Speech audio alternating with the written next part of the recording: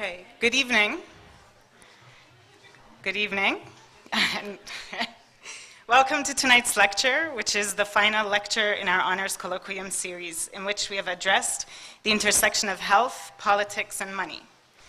This seminar series was organized by Jeff Bratberg, professor of pharmacy specializing in emergency preparedness. He's right over there. Mary Cloud, professor of nursing, who has spent a number of years internationally as a nurse in several capacities, including with Peace Corps, and she's right over there. Roger Lebrun, Carnegie Professor of Life Sciences, working on vector-borne diseases such as malaria, Lyme disease, and West Nile virus, and he unfortunately couldn't come tonight.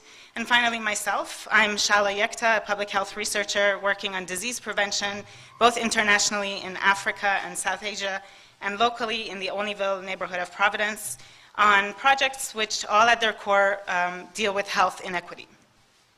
On behalf of all of us, I would like to thank our various funders, including the President and Provost's offices, and the numerous colleges at URI and South County Hospital. We would especially like to thank Professor Rick McIntyre and Deb Gardner. I don't know if Deb is here. She's all the way back there. They have supported us and guided us throughout the entire period that we've been working on this colloquium, which by now is about 2 years. It's been a very long journey. We have had inspiring speakers from the local, national, and international level who have shown us how to navigate data, how to be humane in the face of great inequity and injustice, and who have shown us that passionate engagement can drive positive social change. As the weeks went by, we saw repeatedly that we must be concerned with inequities in health because they tell us something fundamental about inequalities in society. What we have learned is that we not only need data, but also the willingness to logically consider the data to make evidence-based and rational decisions, and that this sadly seems to be an extraordinarily challenging hurdle, in particular as we move up the political ladder. We saw, though, that passionate leaders can indeed make positive change, and one such leader is our final speaker tonight, Dr. Unni Karunakara. I first met Unni at a party in London. Little did I know back then that in a couple of years he would end up being the president of Doctors Without Borders. In that first and in subsequent conversations, as we met again, it was clear that Unni has strong convictions that motivate his work, and you can see that in the list of accomplishments. He has worked with MSF for 18 years, since 1995, around the globe in countries such as the Republic of Congo, Bangladesh, and Azerbaijan, addressing health crises as varied as sleeping sickness and tuberculosis, and the multitude of other illnesses associated with inequality. Over the years, his focus has been to work with forced migrants and neglected populations affected by conflict, disasters, and epidemics. He received his medical degree in India and degrees in public health from Yale and Johns Hopkins universities. Unni was the Deputy Director of Health for the Millennium Villages Project at the Earth Institute at Columbia University and is an Associate Clinical Professor at the Maryland School of Public Health. And since June of 2010, he was elected International President of MSF. This is really a platform where he combines his academic credentials with his demonstrated commitment to helping vulnerable populations and his passionate voice for justice and access to healthcare as a human right. In the past 2 weeks alone, he has been to Mexico, Uzbekistan, various parts of Europe, and Ethiopia, and I'm extremely pleased that he's here tonight with us to share his experiences and his vision.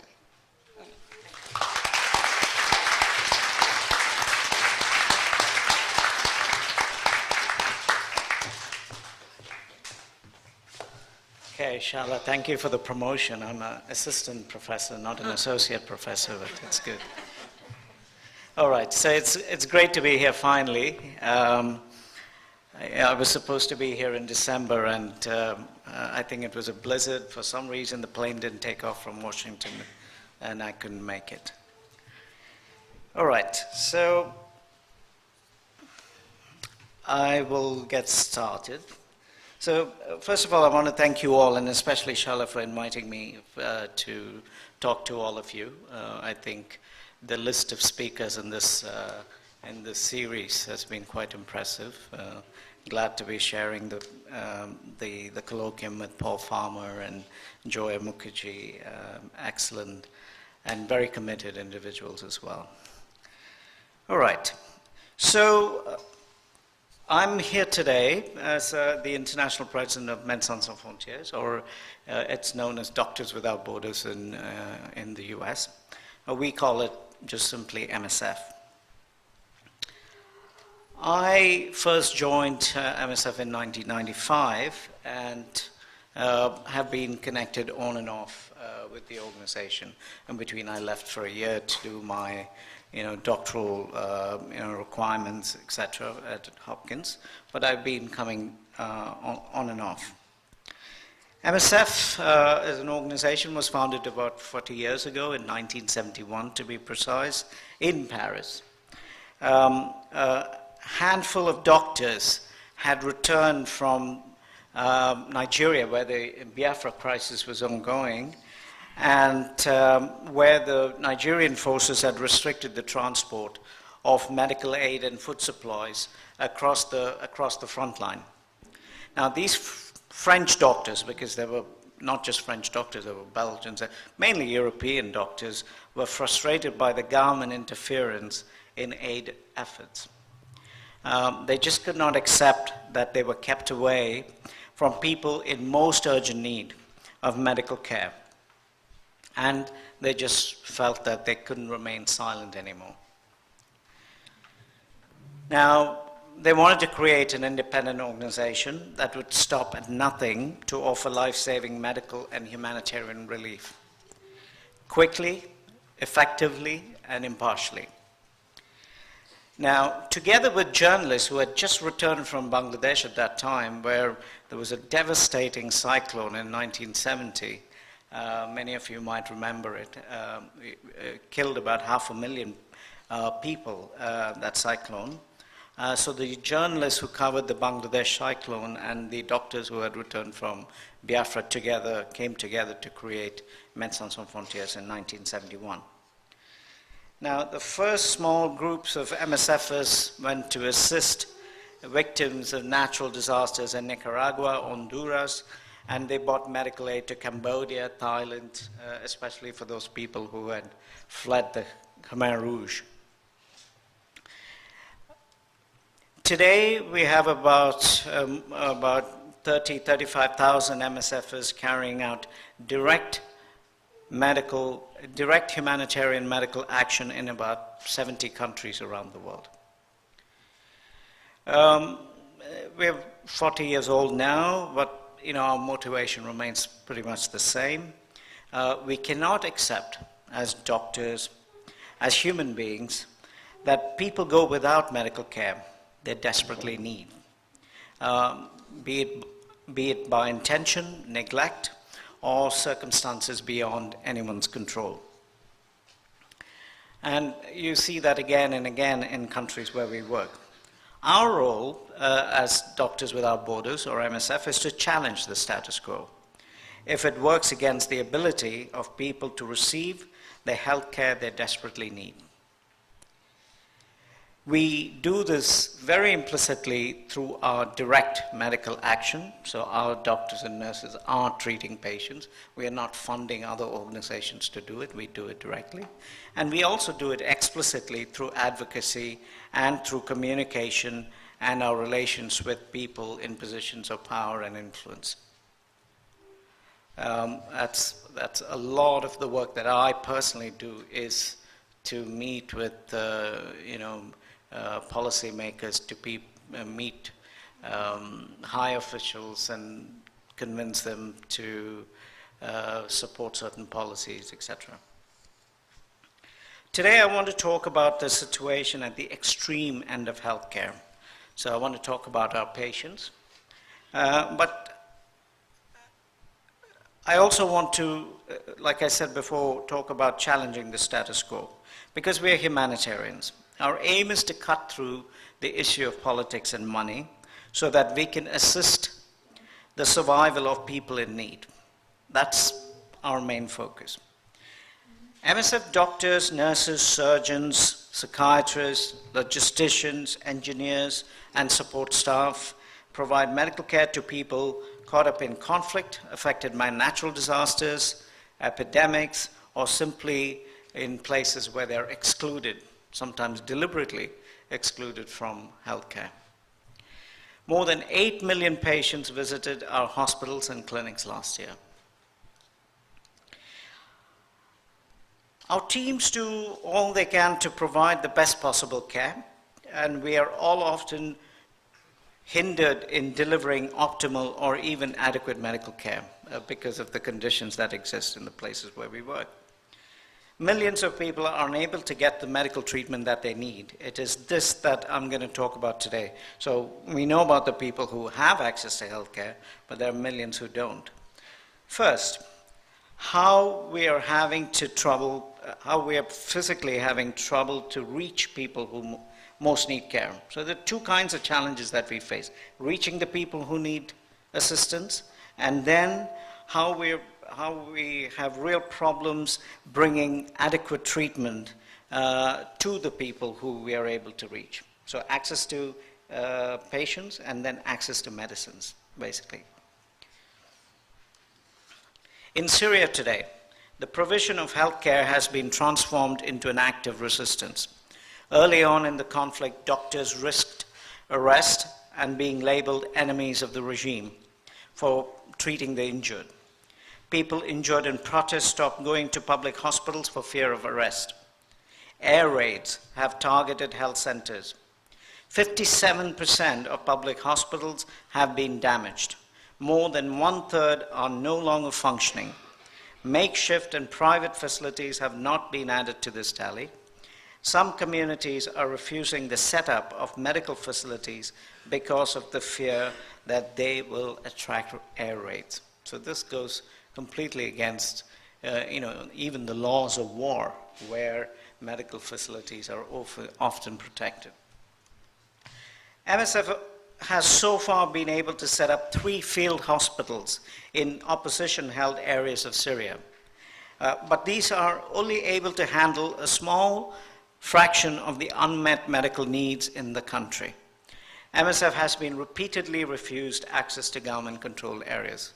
I myself have requested a visa and a meeting with the president, and it's been 2 years now, still have not been granted a visa or a meeting with the president in Damascus. Needs in Syria are massive, and the overall humanitarian response is extremely limited. As my colleague Loic said, while in Syria, nobody here was prepared for this. The civilian population has been completely caught out, and you can see that everywhere. The neutrality of health staff, health facilities, and a lot of the people in need of medical assistance is not being respected. That's Syria. In Eastern Democratic Republic of Congo, or DRC, the insecurity repeatedly interrupts health services. Thankfully, MSF has been able to cross front lines in DRC. We are not able to do that in Syria. We are not able to go to government-controlled areas, but in DRC we've been able to do that. And we've been able to treat people injured during fighting as well as provide regular health services. However, services are frequently restricted, sometimes even suspended. Health facilities are not being spared. People seeking health care are not being spared. So this is emerging as a pattern, and you can see this happening in many parts of the world. Last year, only 6 weeks after opening our new maternity hospital in Khost, which is in Afghanistan, we had to close. An explosion in the compound injured several people. So someone deliberately placed a bomb in the hospital. In the 6 weeks we were open, 600 women had given birth in the hospital. We are in Khost precisely because there is very little health care available. We reopened the hospital in December, so we closed I think in April, and then we opened again in December. But we can assume that during the months of closure, thousands of women had to give birth without skilled medical assistance. And this is one of the countries with a really high maternal mortality rate.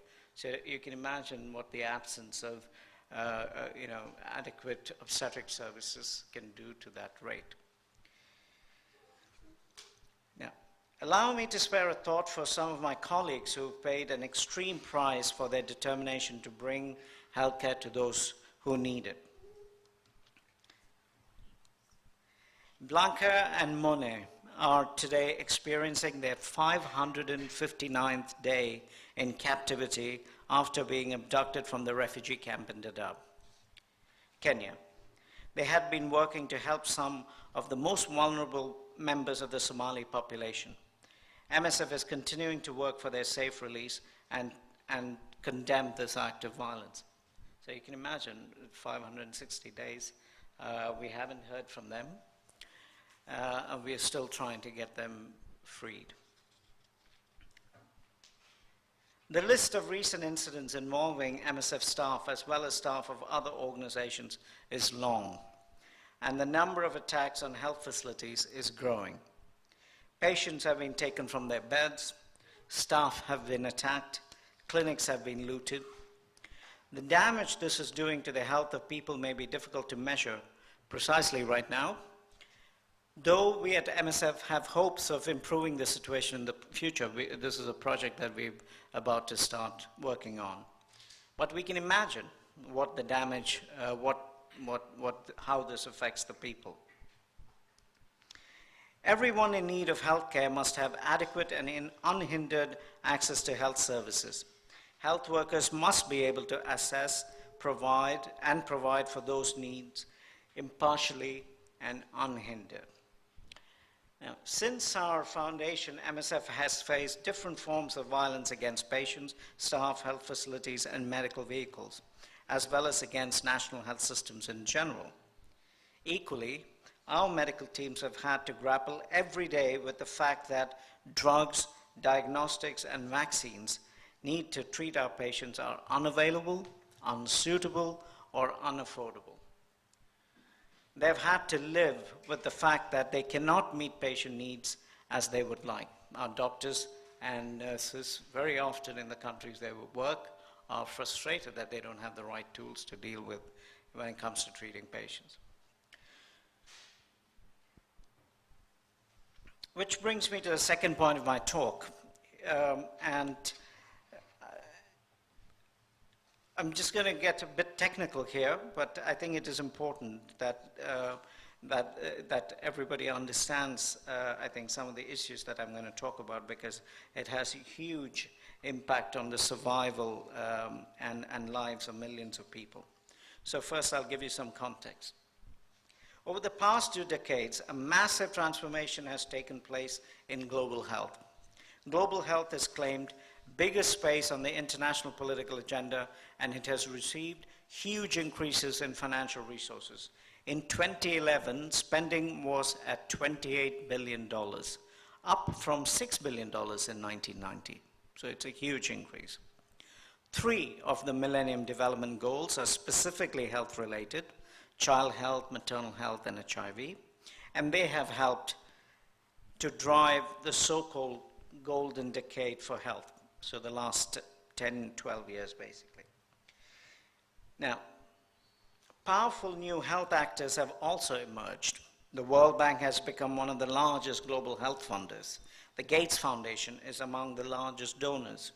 PEPFAR, the Gavi Alliance, the Global Fund have all become familiar names among those working in health.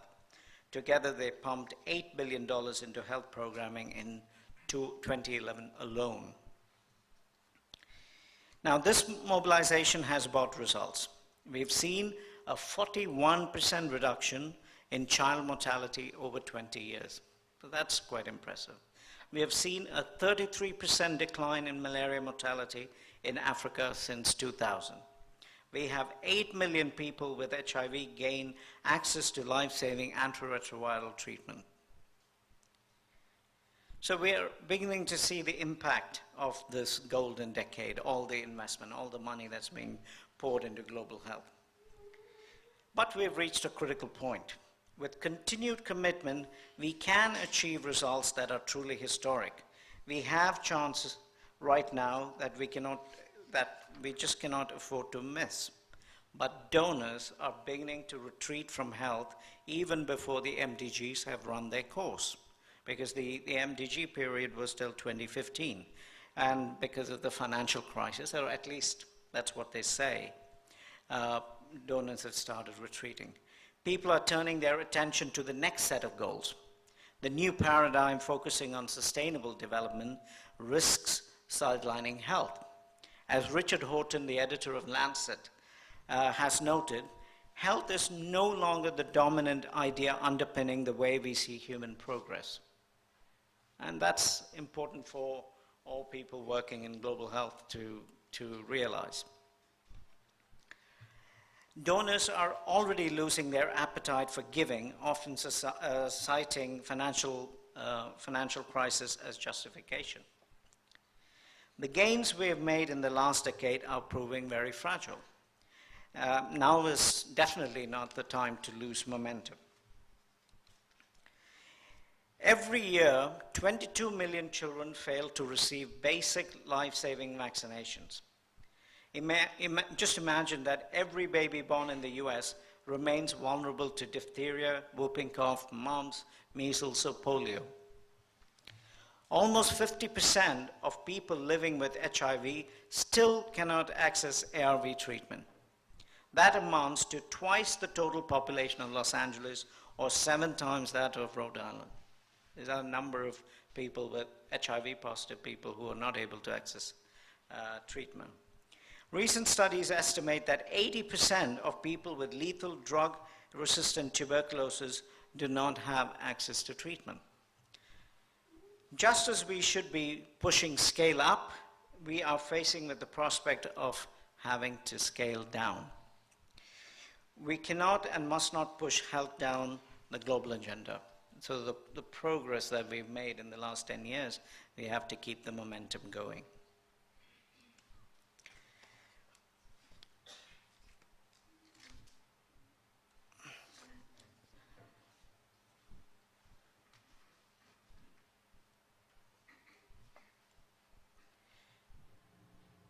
So this is the story of Zenzo. My name is Zenzo. I am 7 years old.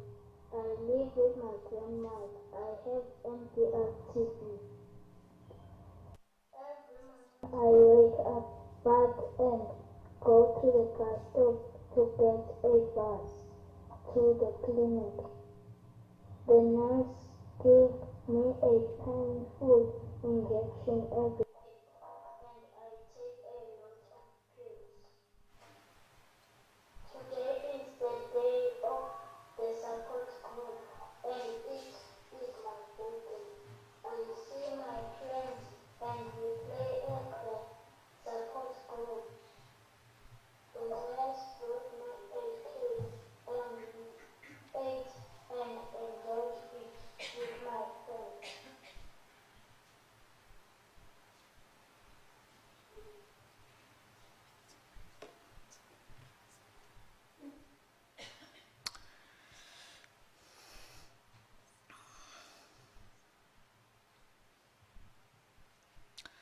So as you can see, Zenzo is pretty upbeat considering what he has to go through every day.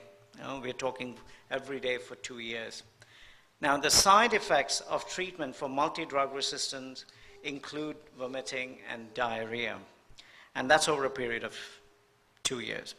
There's no pediatric formulation for the drugs either, so medical staff have to break up adult pills, which taste horrible, for him to swallow. My first assignment with MSF almost 18 years ago was to set up a TB program in Ethiopia. It's depressing to know that very little has changed in the last 18 years. This curable disease remains one of the developing world's biggest killers, taking 1.5 million lives each year. Patients still have to rely on an arduous 6-month course of treatment using drugs developed more than 50 years ago. So in the last 50, 60 years ago, there's been no new therapy for tuberculosis. And now we must add to that the plague that is the drug-resistant tuberculosis. So what I was talking about before was drug-sensitive TB. We're talking about drug-resistant TB now. Now, DR TB has developed because whether it is due to inadequate care, emergencies interrupting treatment, ruptures in drug supply, or the sheer difficulty of adhering to the drug regime, whatever the reason is, patients could not keep up with the 6 months of treatment for drug-sensitive TB. Basically, even a 6-month treatment TB is difficult for patients to adhere to. Today, different forms of DRTB are spreading directly from one person with the disease directly to others. We are only beginning to realize the scale of the problem. New data from our programs in Uzbekistan show that 65% of TB patients have multi-drug resistant TB. That's 65% of all TB patients. 2 out of every 3. This figure came as a shock even to our TB doctors in the field. I mean, people who are daily grappling with the problem, this number was, even this number came as a shock. The World Health Organization says that 310,000 cases of MDR-TB were diagnosed worldwide in 2011. But consider that just a tiny percentage of people have access to proper diagnosis of drug resistance. These 310,000 then are just a tip of the iceberg. Not even 20% of people with MDR-TB, MDR is multi-drug resistant TB, have access to treatment. Treatment that takes 2 years and 14,600 pills. That's what they have to take during a 2-year period. And hundreds of injections. Treatment that causes side effects including deafness and psychosis, and deafness is not reversible. Only half of those on this treatment are cured. So in spite of the 2-year treatment, only half are really cured. Millions are paying the price for the neglect of TB. And drug-resistant tuberculosis is a humanitarian crisis, and it has come about because TB has been neglected. And this is also the story in New York City, where I think they had a really successful TB program, but they declared victory too soon, and they let the TB program sort of slide, and now they're being hit by a drug-resistant epidemic as well in the city. There have been no new TB medicines for half a century. The Global Fund, which provides about 90% of international support for TB, has reduced the share of its TB funding.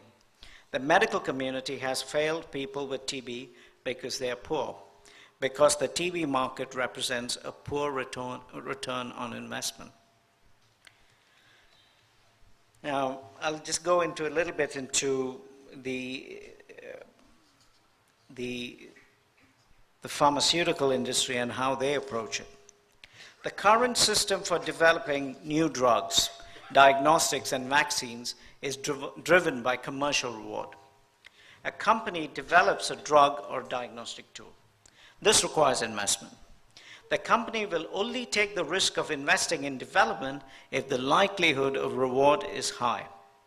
To get the highest rewards, the drug or diagnostic tool must either be sold at a significant profit or to a significant number of people. That's the profit motive, the bottom line.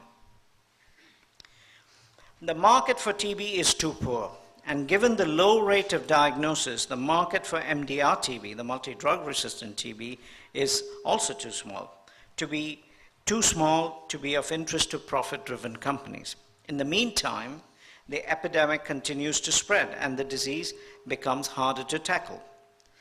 MSF and other organizations as well have done the best we can, like Partners in Health. I think we work very closely with Partners in Health. Joya was here, Paul Farmer was here, and they're also working very hard to address MDR-TB. Now, we have initiated outpatient care to help patients keep up with the treatment. We have added counseling to the package of care for patients to help them keep up with also different approaches so that patients can continue to be on treatment. In Tajikistan, our staff have started producing its own MDR-TB drug formulation specifically for children. So dissolving the drug in a flavored liquid which is measured into appropriate doses so that it's far more child-friendly. Because very small children today, you can't expect them to swallow a tablet. This innovation was absolutely necessary. Just a few weeks ago, we diagnosed our youngest MDR-TB patient. So Shirin Mo, you see in the slide, was diagnosed at 9 months old and is being treated using this syrup. But there is some really good news as well. After 50 years of neglect, 2 new drugs are on the horizon. 2 new TB drugs, bedaquiline and delamanid, have recently been or are about to be approved. They also work against drug-resistant form of the disease. So we are at the cusp of what could potentially be a new therapy for tuberculosis. But how long will it be until everyone has access to this treatment? Now, Fumensa is 22 years old. She lives in the township of South Africa. She has XDR-TB. Now that is an even more dangerous form of drug-resistant tuberculosis. XDR means extensively drug-resistant TB.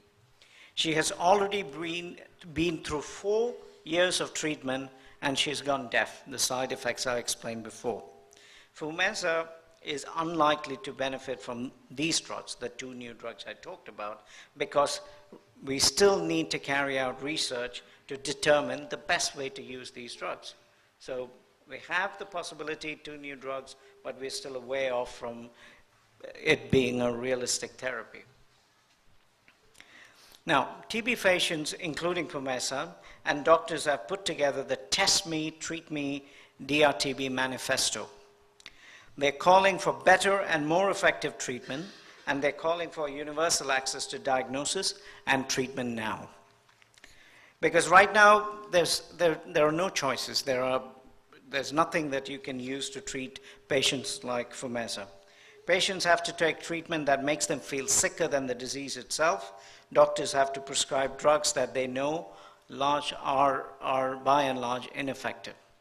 So these are the challenges that we face in extremely resource-poor settings, that very often we work with very little and we expect far too much. Now, the treatment for drug-resistant TB is also, like I said, toxic, but it's also very expensive.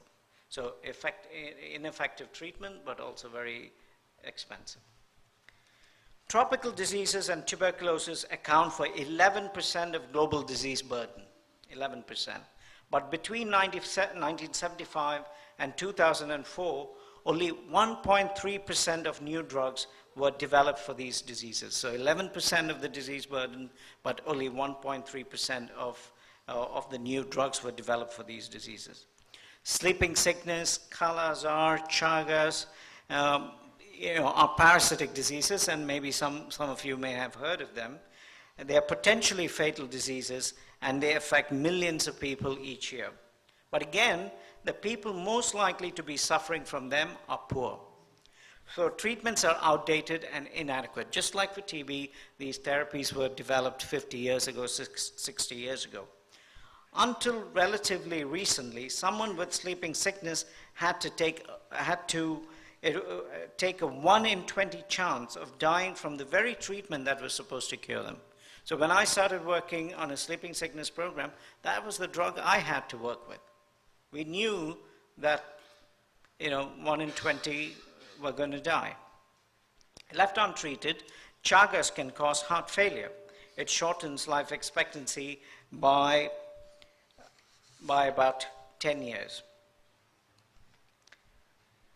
MSF has run Chagas programs in Colombia, Bolivia, and Paraguay to make sure more people get diagnosis and treatment. But we had to put some on hold in 2011. Drug supplies simply ran out. There was one company that was producing the drug, and they just decided to stop production. But since then, we've applied a lot of pressure. We got other people to apply pressure, and now the production has restarted. But it is pretty unsafe or unacceptable for us to rely on one company to meet the needs, treatment needs of millions of people who need this treatment. Kala-azar is also known as visceral leishmaniasis. Up to 300,000 cases are diagnosed worldwide each year, and each year an estimated 50,000 people die from this disease. So this is Tinjin Wall in South Sudan, and she is faced with the inadequacy of diagnostics and treatment every day. Three of Tinjin's 4 sons, were treated for Kala-azar by MSF. The youngest, Deng, fell ill first. He was treated at their local clinic for malaria. When that didn't work, he was treated for typhoid. When that didn't work, Tinjin and her husband brought him to MSF's Kala-azar treatment center in Malakal. So Deng began treatment for Kala-azar, a 17-day course of injections, but he developed jaundice and needed a blood transfusion. Now, in South Sudan, it's not a straightforward procedure. When, donated blood is very hard to come by in South Sudan. And then he got pneumonia. So these are, the problems that, a small boy faces. Meanwhile, Deng's older brothers fell ill with Kala-azar too. They hated the painful injections. Tinjin held the boys while they cried. Her husband helped out for as long as he could, but had to go home to take care of the harvest. As Tinjin concludes, the condition is bad, but we will suffer what we have to so that the children gets better. And this is not an isolated story in places like South Sudan, where families really struggle to get the right sort of treatment for their family. Tinjin's family is lucky they got treatment, and the best current treatment option for Kala-azar will have to get 45 times cheaper if we want everybody who needs it to get treatment. Again, there's only one manufacturer. Just like in the case of Chagas disease, there's only one manufacturer, and very little incentive for anyone to join the market, because the people who get the disease are poor and they don't have the money to pay for it. Our teams are constantly confronted with medical problems such as these, which they cannot resolve on the ground and are preventing them from offering appropriate, adapted, and effective treatment. In 1999, MSF was awarded the Nobel Peace Prize. We decided to invest the money in what we call the Access Campaign.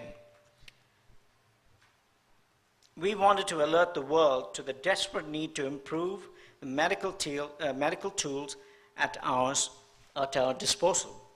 The Access Campaign used the information from our work with patients to push for access to and development of life-saving medicines, diagnostics, and vaccines for patients in MSF programs and beyond. The Access Campaign pressurizes decision makers to improve the current medical innovation system and even to move to a new one. Then in 2003, in partnership with a number of public health institutes from around the world, we founded the Drugs for Neglected Diseases Initiative, or we call it DNDI. Now, DNDI aims specifically at solving some of the problems our patients are experiencing and that pharmaceutical research is neglecting, because there is a gap now and someone needs to fill that gap. Since its creation, DNDI has produced a number of new treatments, including a fixed-dose combination treatment for malaria that has reached an estimated 170 million people, and a safer and more effective treatment for sleeping sickness. Currently, among other projects, MSF and DNDI are working together in India to examine the safety and effectiveness of more affordable treatment options for Kala-azar. Now, all of this, despite all of these efforts, is very small scale when set against the potential resources of big pharma, the global pharmaceutical giants and the R&D system to which they belong.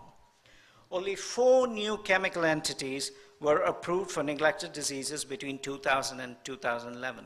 So 11 years, just 4 new entities.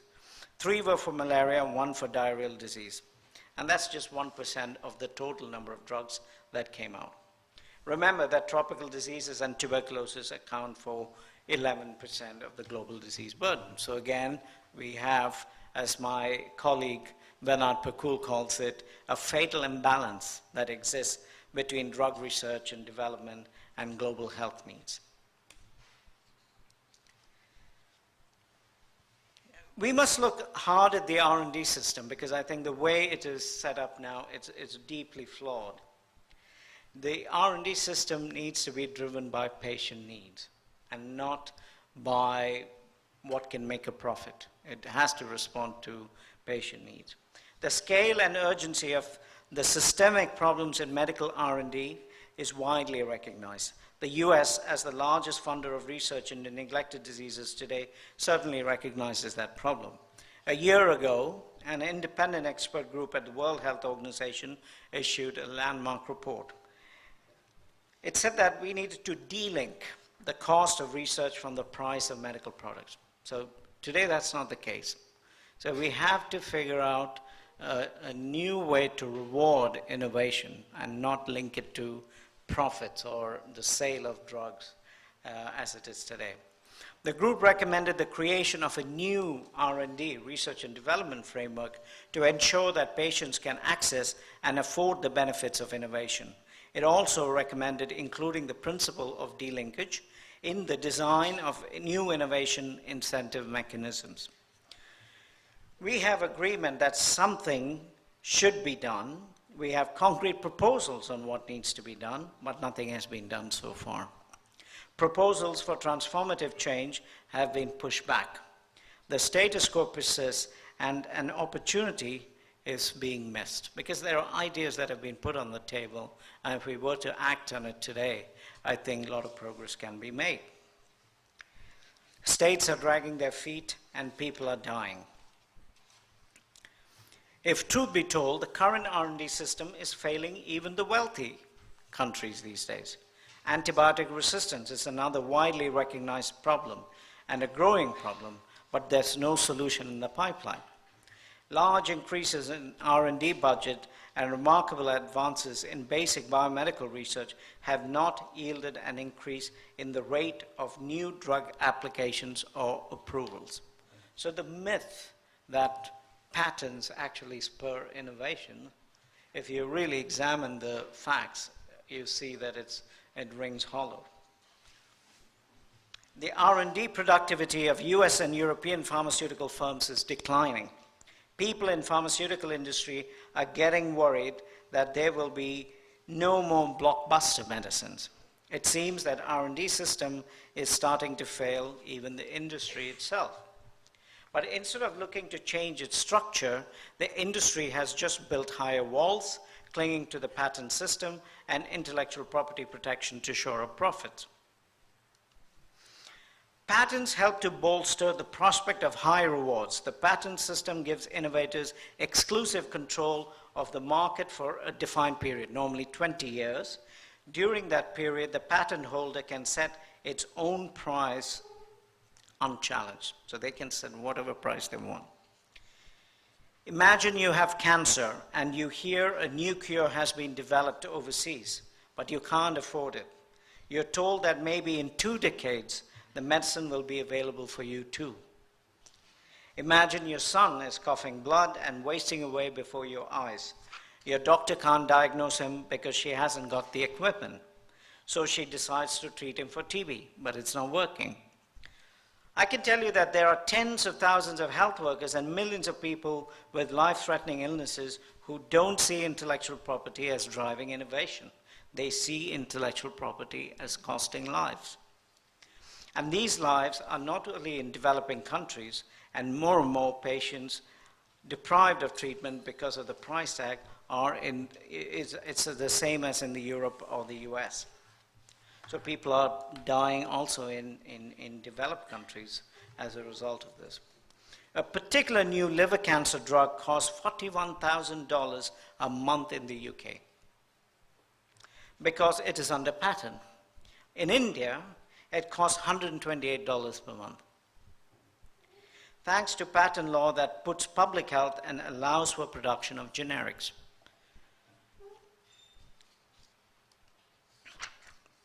Consider what loosening patent rules has achieved for HIV care. In 1999, Barely anyone living with HIV in developing countries had access to life-saving ARV treatments. Today, 8 million people have access to ARVs.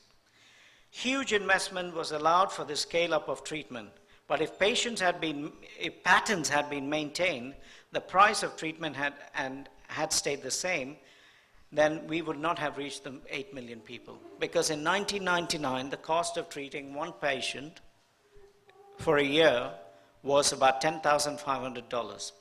So $10,500 per person per year. So you can imagine no patient can afford it, and no government can afford it to provide free to people in their country. The drugs had to get cheaper. Pressure from thousands of individuals around the world helped it to happen. They helped push pharmaceutical companies to loosen patent rules and allow the production of generic versions of their ARV drugs by other manufacturers. First-line ARV treatment now costs less than $100 per person per year. So from 10,000, it's come down to 100. And that's largely due to generic production of medicines. And generic does not mean bad quality, counterfeit drugs. Generic means good quality drugs, but which are not brand names. Today, MSF routinely relies on affordable generics to treat TB, malaria, and other infectious diseases. More than 80% of our HIV drugs are generics, and 80% of the drugs that we use in MSF programs, and not just in MSF programs, UNICEF, Global Fund, etc., they come from India today. Without generic competition, we simply cannot afford to buy the drugs we need, and the millions cannot get treatment, and despite it being available around the world. Now, how to overcome these barriers? Some companies offer the option of voluntary licensing. The company voluntarily loosens patent barriers and opens the market to competitors. So the company says, well, we'll give you a license to do it, and you just pay a small royalty, and that's fine. Now, this is a good idea. We have supported the efforts of the Medicines Patent Pool, which was recently established for HIV drug manufacturers to pool their patents for use by generic manufacturers. So a company would put the patent in a pool, different manufacturers from around the world will come and license it, they make it for a certain price, and they give royalty, and everybody gets money. But the reality is not proving so great. Every voluntary license awarded so far, within or without the Medicines Patent Pool, have been restricted in scope. So they can be sold in some countries and not in other countries. So there have always been some sort of restrictions. Patent holders have retained control. They have segmented the market. So one way of segmenting the market is one price for developing countries, one price for middle-income countries, one price for developed countries. But it just does not recognize the fact that even in middle-income countries and developed countries, there are poor people for whom these drugs will still be very expensive. Now, often in voluntary licensing, the terms of the license are secret. Without openness and transparency, we cannot have real competition.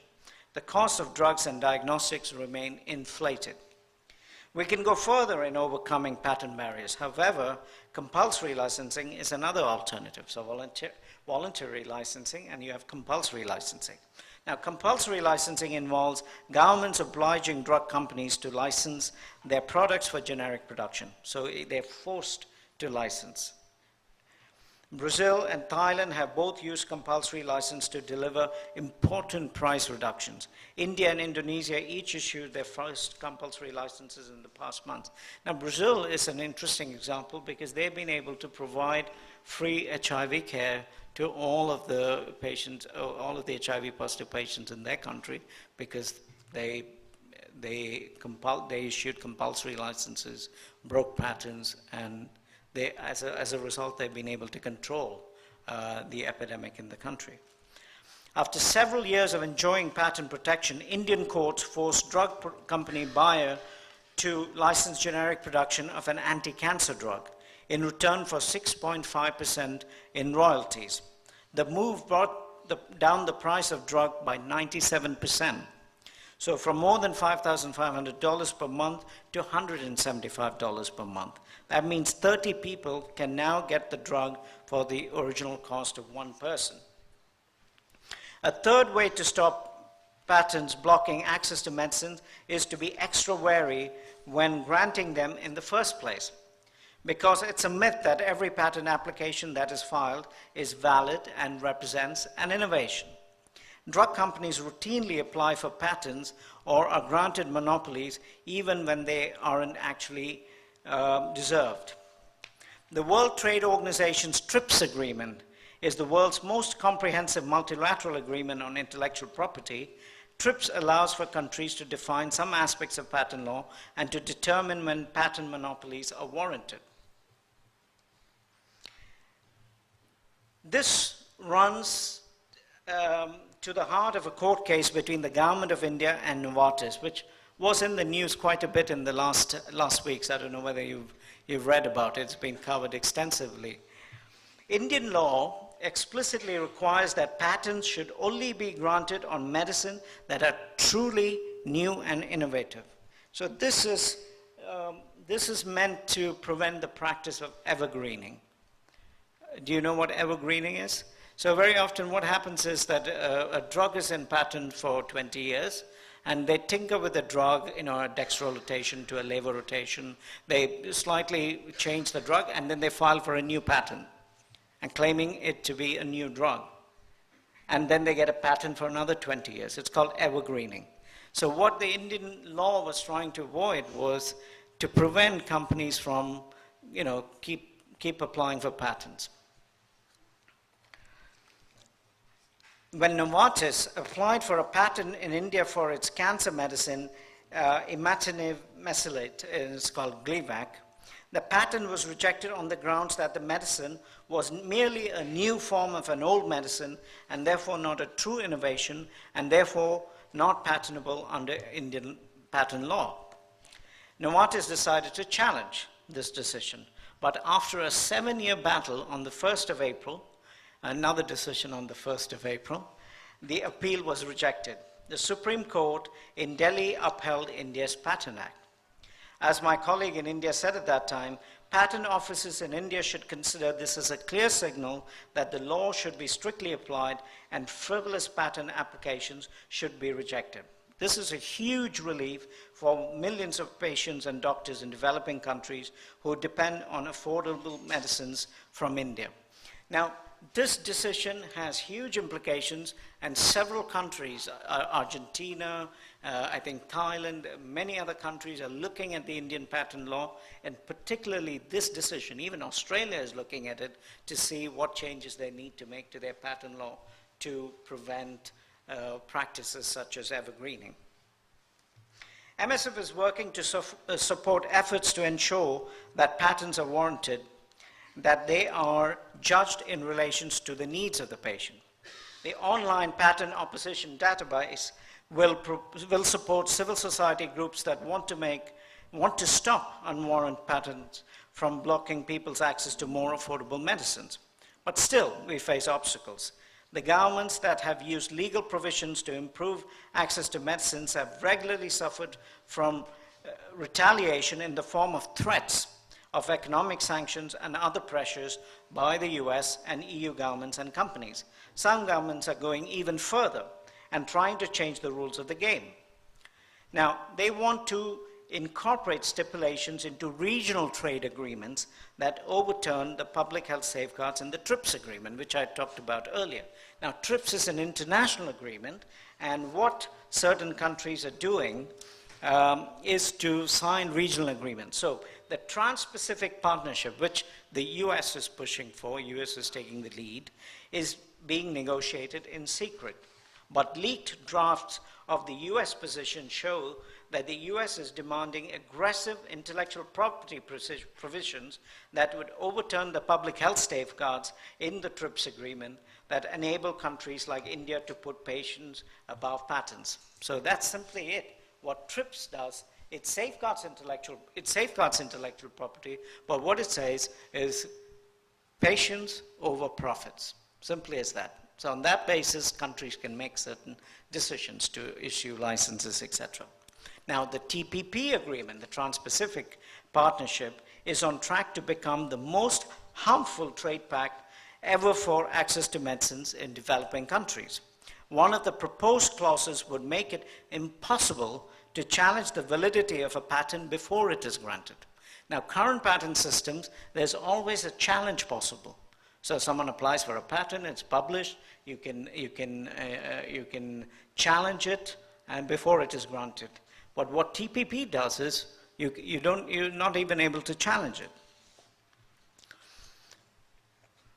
Another clause would lower patent requirements so that minor alterations of existing medicines could be given additional protected monopoly status, even if the alteration offers no therapeutic benefit to patients. So you can evergreen as much as you want.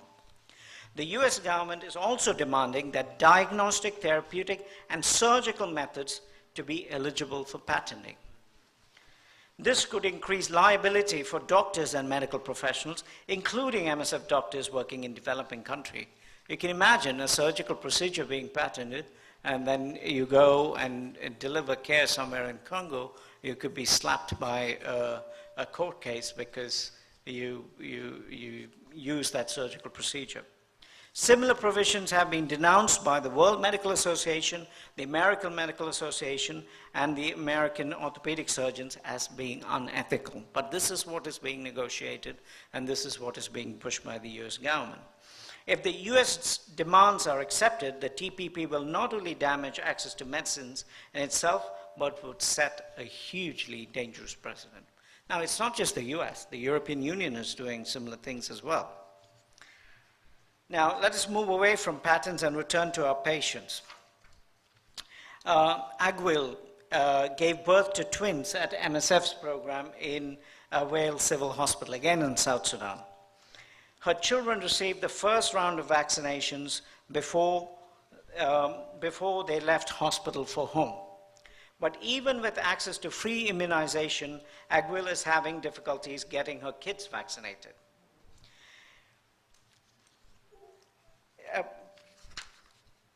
Agwil will have to find a way of getting the twins to hospital 3 more times before they are 1 year old. And very often they have to walk miles before they get to the hospital. When each visit to a health center means walking for hours or paying for transportation, taking time off from work, and leaving the rest of the family, 5 visits is extremely prohibitive. So it's not like you take a sick day off work, you still get your salary, you go get your vaccinations, you come back. One day walk to the hospital means you don't work in the farm for 1 day. That means that's a day you don't eat. But neither is it easy to bring the vaccines to the patients. Most vaccines need to be maintained at between 35 and 45 degrees Fahrenheit from the time they leave the factory to when they are administered to a child. Now, how do you maintain such a cold chain in places like South Sudan, where you do not have very good logistics? The global number of babies not fully vaccinated rose from 19 million in 2010 to 22.4 million in 2012. So the numbers are going up. We need alternative technologies, heat-stable vaccines, microneedles, inhalation, oral administration that will allow community health workers to vaccinate children rather than highly trained medical staff.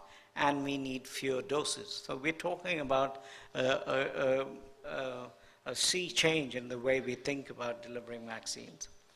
The oral polio vaccine can be administered without any medical training. It's a few drops and it works, and has become a huge success. We need more of that kind of innovation.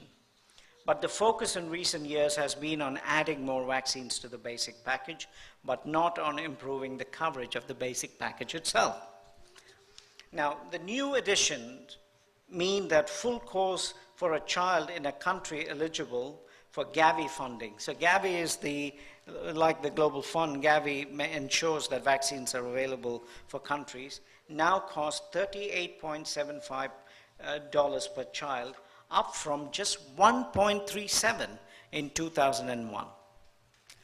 So again, this is going in the wrong direction.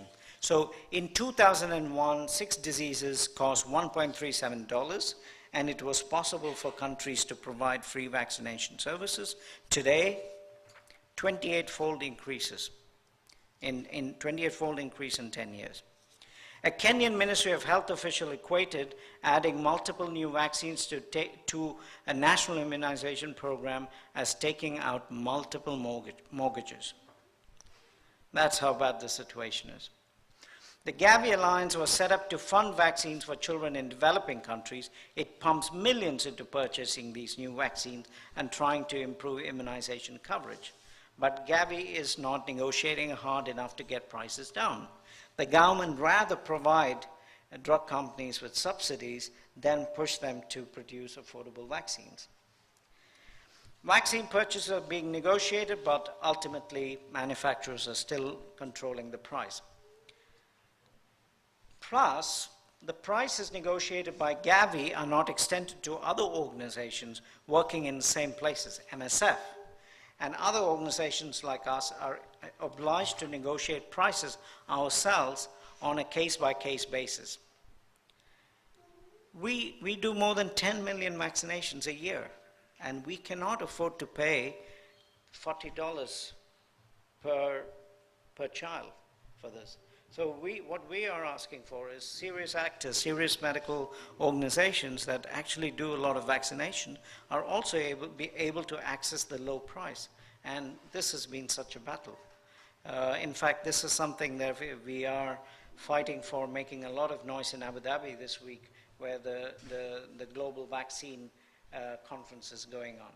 It starts tomorrow.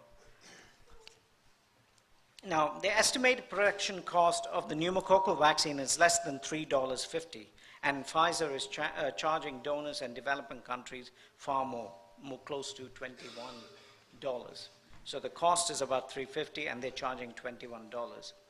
Gavi may be increasing the funding available for immunization, but are they really making sure that more people have access to these vaccines? So again, we need to challenge the status quo. Okay, so coming to the end of my talk, let's talk some positive stories. Meningitis A vaccination, Men-Afri-Vac, it's called, costs less than 50 cents a dose. It offers 10 years of protection against meningitis A. And this vaccine was developed in response to a specific brief from the countries affected by this epidemic. So the countries took charge. They told manufacturers what they wanted. A vaccine was developed. It's 50 cents, affordable. And it responded directly to the strains that were causing the epidemics. And it works. Launched in December 2010, more than 100 million people have since been vaccinated in 10 countries in the meningitis belt region of Africa, where people are regularly struck by the epidemic of the disease. So it's the sub-Saharan African belt where there is a meningitis epidemic every year and a half.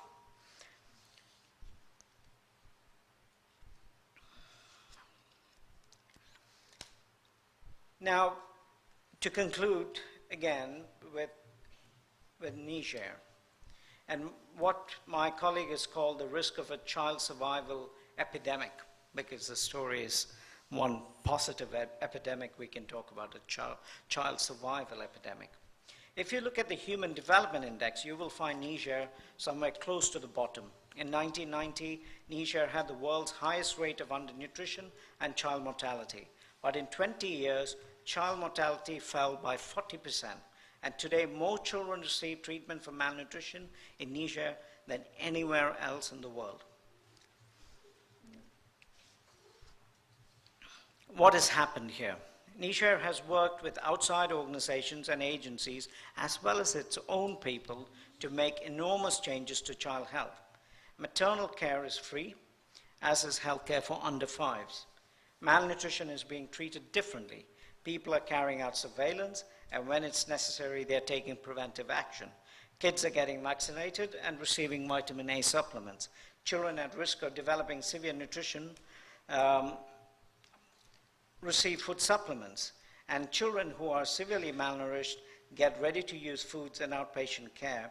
unless complications require hospital stays. So really excellent primary level services that are being made available to mothers and children. Advances made in the products used to address malnutrition have made a big contribution. Ready-to-use therapeutic food means malnourished patients get all of the nutrients they need in a small package. No need for complicated preparation, no need for hospital stays, and no missing nutrients. And this has been a huge innovation in the field of nutrition in the past years. But again, the products are not cheap. Niger could not have done this all alone. UNICEF pays almost all the ready-to-use therapeutic food used in the country. The Global Fund pays for most of malaria diagnostics and treatment. The cost of medical goods are still high, but Niger shows what can be done when you work with partners and bring political will. Now, change can happen, and we've seen it, but it needs more countries to exhibit, to demonstrate political will. So, my message, health has to remain a priority. Millions still don't have access to adequate health care. But we have plenty of evidence from the past decade that we can make large-scale improvements in health if we focus on the people that need treatment and getting it to them. Governments of countries where people go untreated, donor governments, international funding organizations, pharmaceutical companies, research institutions, healthcare practitioners, etc., if we collectively recognize the historic opportunity we have today to push back diseases that kill millions, we can achieve tremendous breakthroughs. We need to challenge the status quo, and we have no choice but to act now. Thank you.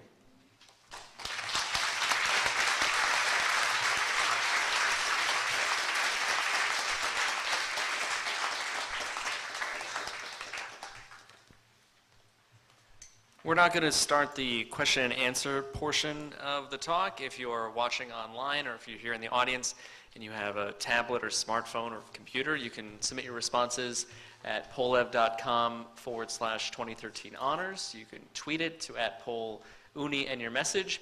If you're texting, the phone number is 37607. That's the phone number you're sending the message to, and you text Unni and then your message, and we'll get it and we'll screen them, and I'll post the first question in just a moment.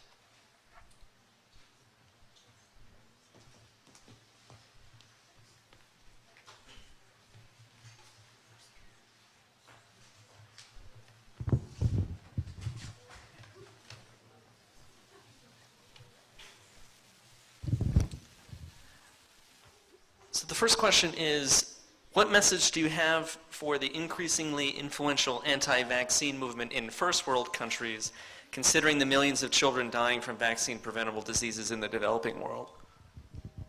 I mean, from what I see, vaccines are absolutely essential in preventing millions of unnecessary deaths in the countries where we work. And if it were not for vaccines, we will see huge numbers of children dying of measles, polio, diphtheria, etc. So for me, I think vaccines have proved its effectiveness, and it's absolutely important child survival tool that we have.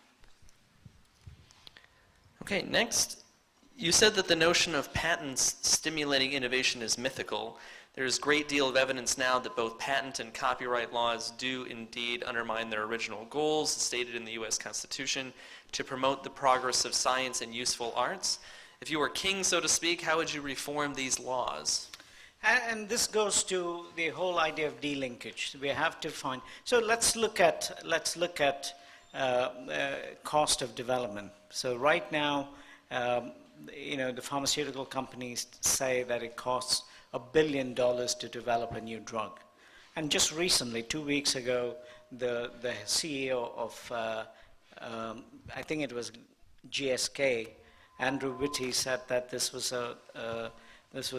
just a number, and there was really no understanding as to what constituted a real cost of developing a drug. Right? Now, if you, like for the drug, the Novartis drug that I talked about, which was, the patent was rejected by the Indian government, most of the research and development was done with public money, NIH-funded research in public universities, right? And then, of course, the universities sold they gave it to pharmaceutical companies for development, and of course there is cost, that goes with drug development. But then they add more cost to it, and they factor in the cost of research and development. So, and subsidies are being, they get subsidies from the government to provide certain vaccines or certain drugs at a reduced cost for people who most need it. So they are being subsidized, during the basic science stage, pre-discovery or discovery stage. It's funded by the government, and then after it is produced, they're again being subsidized by government. So I think there are, we really need to dissect the costs of drug production, and we need to find new ways of rewarding people who continue to do innovations, perhaps offer prizes for people who come up with a new effective molecule for tuberculosis. They get a prize of $5 million or $10 million. But then the production and the distribution of the drug should be linked, it should be made affordable so that the people who need treatment can actually afford it. And patients are not looking for charity. What they want is affordable medication and not drugs to be priced out of reach. Here's a topical question. Have MSF personnel encountered patients affected by chemical weapons in Syria? So far, I can't confirm that we have. There's been some scare in the past months that this could be the case, but we haven't. But we see a lot of injured patients. And I was recently in Lebanon, where you see a lot of people who've been injured by missiles, bombs, artillery fire, etc. And they're patched up in Syria, but in a very bad way. And they have to come out of the country for repeat surgeries, etc., to get better. So no direct confirmation of a chemical weapons, at least that we have seen in Syria. Who are the most helpful countries, politically speaking, in regards to MSF missions? In what sense? We, as an organization, we don't really accept money from governments, usually because the government funding comes with strings attached. More and more development aid is linked to foreign policy agendas, foreign policy objectives. So as a result, accepting money from the US government or the French government or the some other governments it's politically very sensitive, so we don't. But perhaps Scandinavian countries, usually they are much more willing to give money without any strings attached. So yeah, I would say Scandinavian countries perhaps. Next question. Ms. Rose George spoke at TED last week about how an important simple innovation like a flush toilet is for preventing disease in developing nations. Would you agree that proper sanitation is the single most cost-effective means of improving health in those regions without access to it? Yeah, so I would say it is a cost-effective mean, but I wouldn't say it is the single most cost-effective mean. I think vaccinations are up there as well as being very cost-effective and preventing mortality. But there's no one solution. I think that is one thing you realize pretty soon. You have to implement a package of services that attack the problem from different sides. So it can't be just vaccines and you ignore everything else. It has to be vaccines, it has to be water and sanitation, it has to be basic level care for mothers and children. So you have to implement a package of services for this to work, to reduce mortality among children and also among women in some of these countries. How can we best get these huge global issues into the thoughts and conversations of average Americans the same way sports or Hollywood currently are? Yeah. That'll be very difficult. I remember in 1994, I was in South Africa for my internship, and this was the time when the Rwanda genocide was going on. You know, 500,000 people killed, butchered, but the entire time in the TV, it was O.J. Simpson driving down the, he was being chased. He was in his white SUV. That was what the world was focused on, while 500,000 people were being killed in Rwanda. That's the nature of today's news.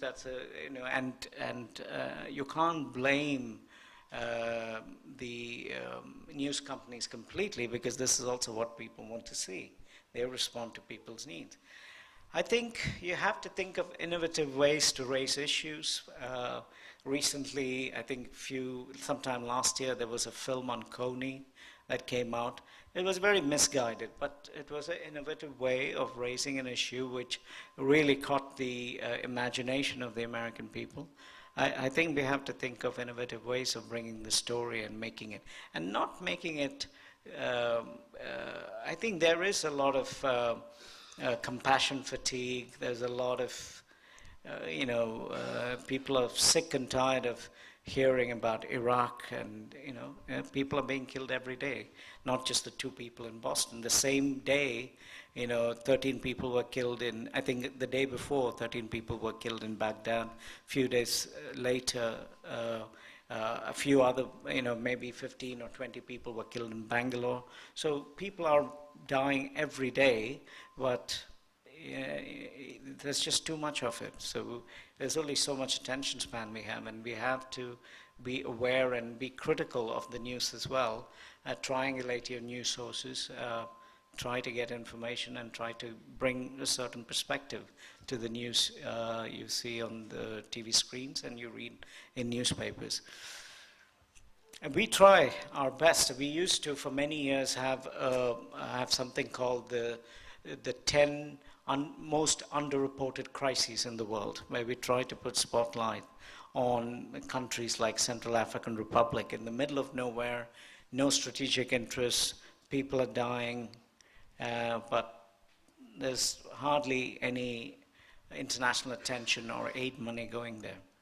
So we have to work really hard to put this on the consciousness of people. How does MSF respond to increasingly recognized problems of non-communicable diseases like diabetes and mental health issues in vulnerable populations? Yeah. So we have, to be very honest, we haven't done that very well. We've mental health a little bit, but we haven't really, in the past 40 years, we've almost always concerned ourselves with infectious diseases, because we work in some of the poorest parts of the world where life expectancy is very low, and where the big health issues are related to vaccine preventable diseases, malaria, HIV, TB, cholera, typhoid, etc., all of them infectious diseases. But now, more and more, even in the poor countries, we see the epidemiological transition taking place. People are living longer. As a result, they are suffering from non-communicable diseases. So hypertension, diabetes, mental health illnesses, and these are all things that we have to develop new models of care for.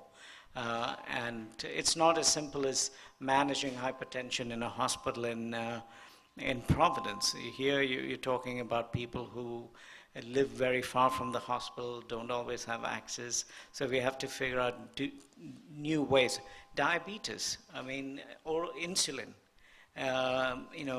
self-injection, it needs refrigeration. These are all very difficult in the places where we work. So we have to look for oral formulations of insulin that is heat stable. So we need to have the right tools, not just treatment, but also the right tools to monitor the patients as well. So it'll take a lot of work, but this is work that we're just getting started on. What advice would you give to rising medical students and undergraduates looking to challenge the status quo? Well, just to be aware I'm not saying that everybody needs to get on a plane and go to Africa to provide humanitarian service. But while you're students and while you're living in this country, just be aware of the policies that are being made by politicians in Washington.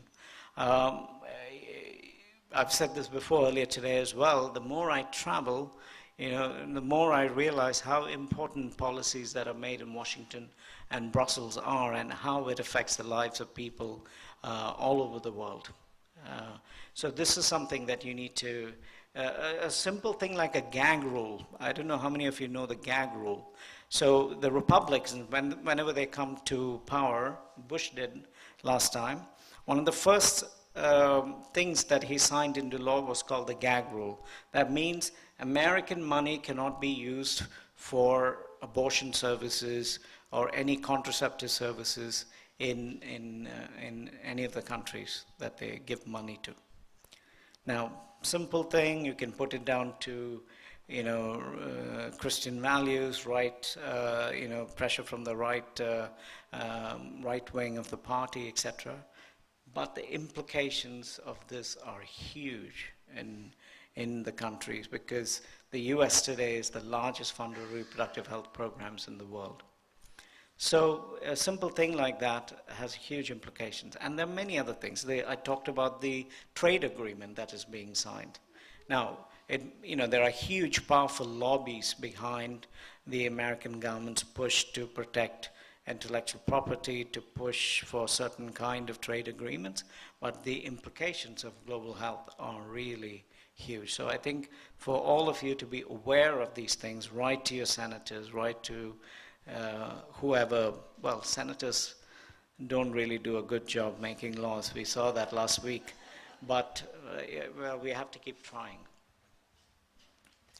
And perhaps a question related to those people who want to help. How do you ensure the safety of MSF workers in conflict-ridden zones? Fatalities for workers appear to have increasing press, if not frequency. Yeah. We take security very, very seriously. You saw the pictures of two of my colleagues who've been been abducted a year and a half ago, and we're still trying to get them out. But these are rare occurrences. Given the number of people who work in extremely dangerous situations, I think we've done reasonably well in keeping them safe. And there's a lot of work that goes into it. We are a risk-taking organization, because if you don't take risk, you won't be able to reach the people who really need access to healthcare. A few weeks ago, I was in South Sudan, and some of the projects I visited are probably some of the most remotest places on planet that I've been to. Really extremely remote places. And to go and work in some of these places, there's a certain amount of risk involved. But that is a risk all of us willingly take when we work with MSF. But we also try our very best to ensure that teams remain safe. Very often we withdraw teams from places because we feel that it's not safe. And as soon as we think it is okay to go back, we do go back and provide services. So some of these things are just being at the wrong place at the wrong time. We cannot be completely safe, but we do our best. Do you personally think that health inequity in most developing countries shall be mitigated and alleviated someday? I hope so, but I think it's a nature of any society that there will be people with advantages and people who are disadvantaged. I think that will remain a feature of any human society in the coming years. I mean, Scandinavia is probably a place where they've managed to reduce inequity quite a bit. But in most parts of the world, the way free trade policies, the way capitalism works, inequity is actually increasing. If you look at it in the US, 60% of people who applied for bankruptcy did so because of healthcare costs. And healthcare is probably the single biggest cause that pushes a person or a family towards poverty. And it keeps people in poverty because people can't pay for the healthcare costs. So we really need to look at all of these issues and to try and address it. Because it's not just a problem of that person, it actually becomes a problem of the whole society if we don't address these issues. Okay, maybe the last question here. What deeply personal path do you follow that sustains you? You only have an hour.